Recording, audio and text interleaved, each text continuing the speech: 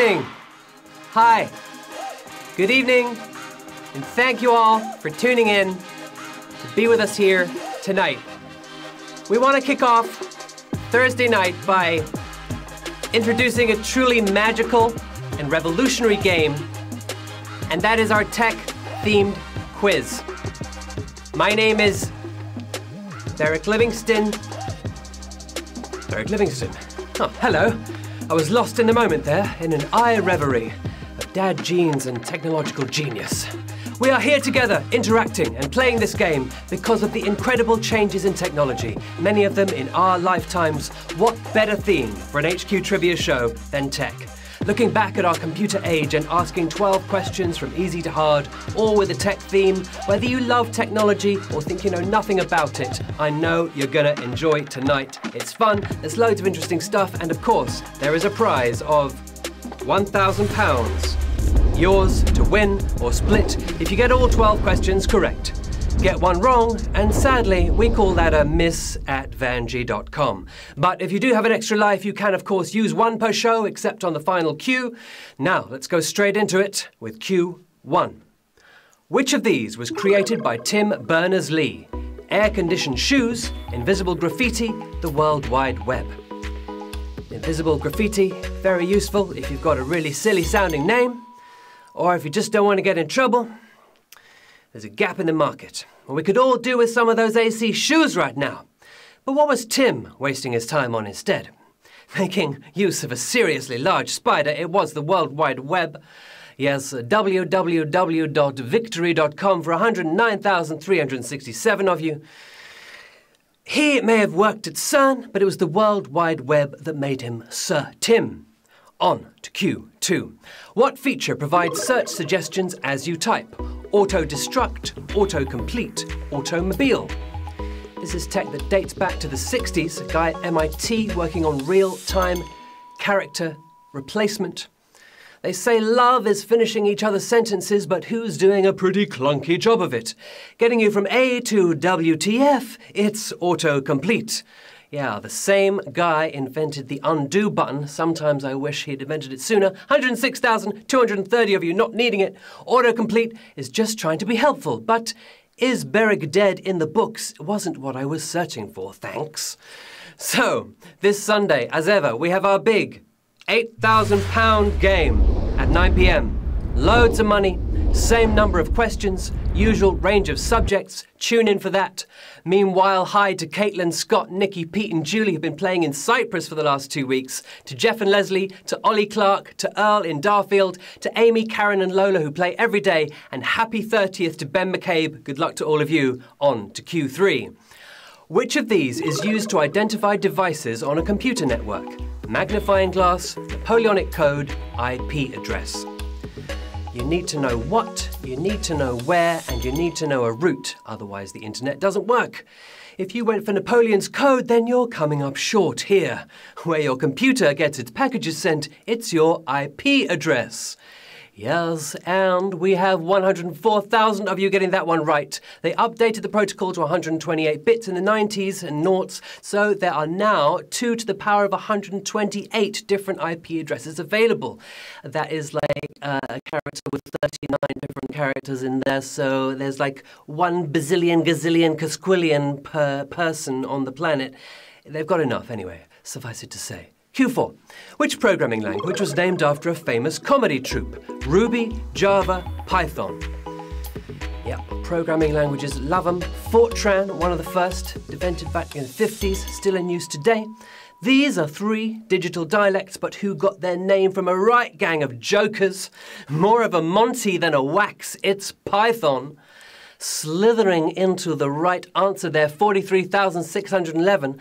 But yeah, we lost 60,000. I'm going to say this is our first savage question of the day. 57,000 of you going for Java. It was not the Java lava. It was Guido van Rossum who wanted a short and mysterious name, plus he was binge reading Monty Python's Flying Circus at the time. The answer was Python there. Okay, stay with us. Q5. Who was not a panelist on the first series of Apple's Planet of the Apps TV program? Jessica Alba, Gary Vaynerchuk, Jay-Z. First TV show Apple produced Coincidentally, the first TV show I was ever on was a computer review show back in the day. I was a kid. And if you think I've got dodgy hair now, you should have seen it back when my mum cut it.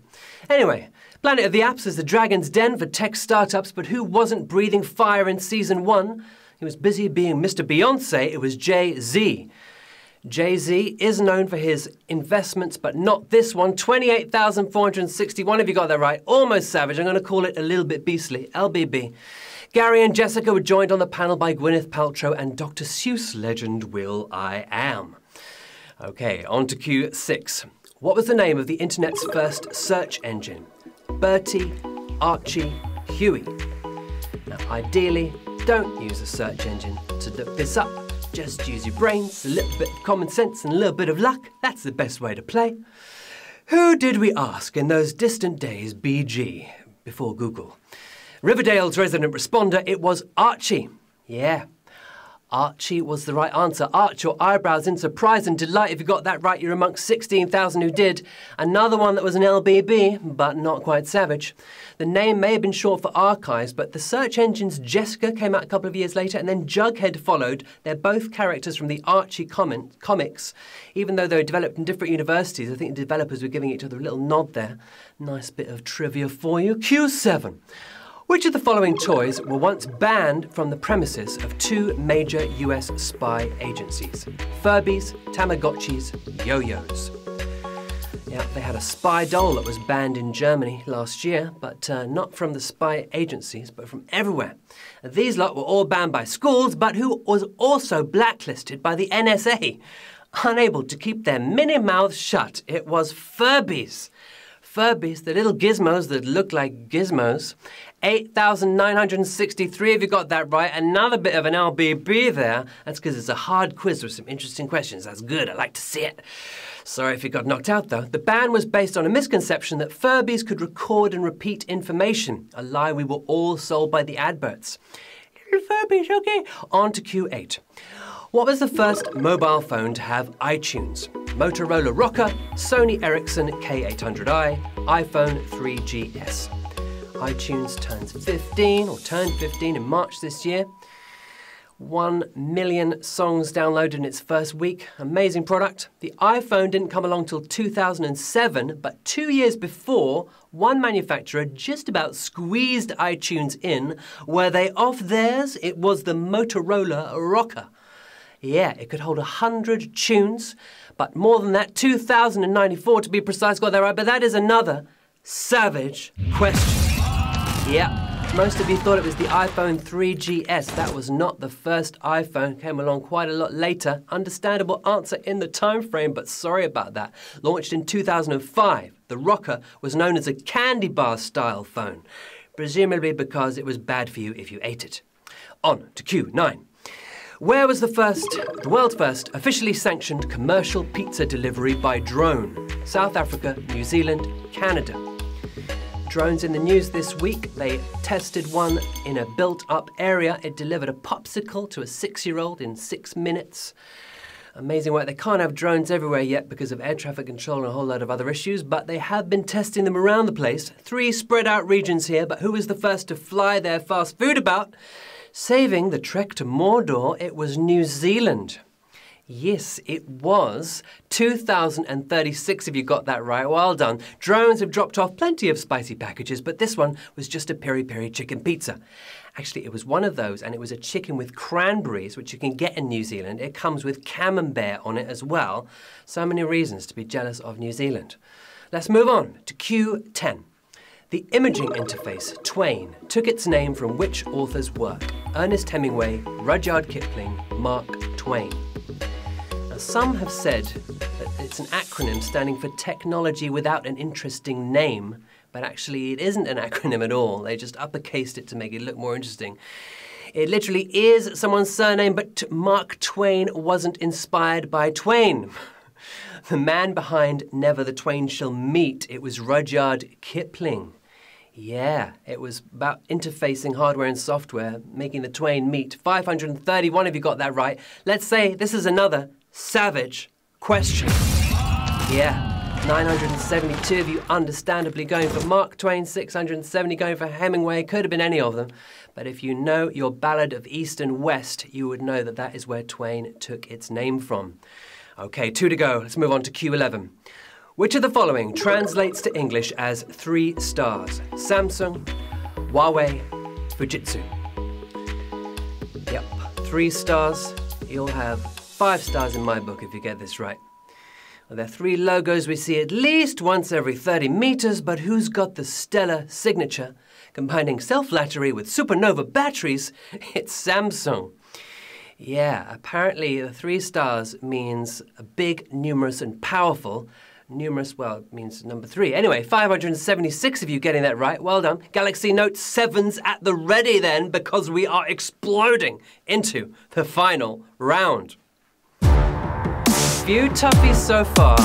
Maybe we'll have one last question to catch you out. Let's see how it goes. 576 of you winning there, 46 using extra lives to get back in, £1,000 to play for. One last cue in our tech special. Here it comes. Q12. Which of these companies' original logos depicted an aquatic animal? Skype, Nokia, Spotify. What a question to end with. Yes, I thank you. They are some of the biggest fish in the techno sea, but who had the slippery logo to match?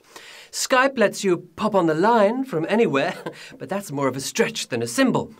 We're talking about Finland's fishiest phone company, who used to have a little surprised-looking fish coming out of a porthole. It's Nokia for the win. And you didn't need to fish for victory. 386 of you, you went straight there. Well done.